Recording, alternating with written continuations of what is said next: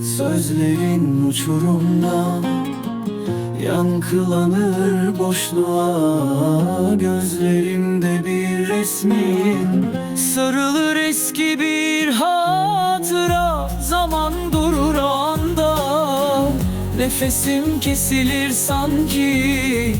Bıraktığın o izler hiç silinmez kalbimden. Yarım kalan bir şiir gibi, eksik bir cümleyle bittik biz. Her satırı hüzün, her dizesi yara.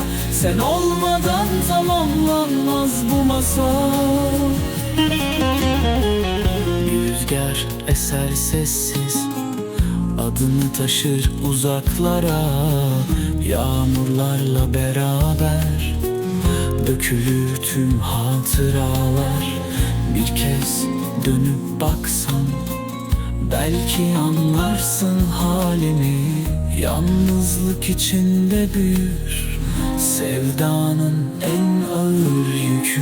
Yarım kalan bir şiir gibi, eksik bir cümleyle bittik biz. Her satırı hüzün, her dizesi yara. Sen olmadan tamamlanmaz bu masal.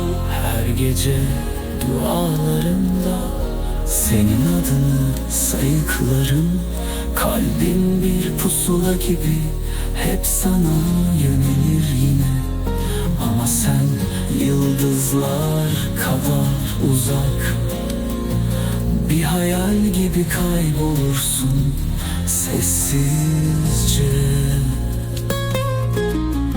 Yarım kalan bir şiir gibi, eksik bir cümleyle bittik biz. Her satırı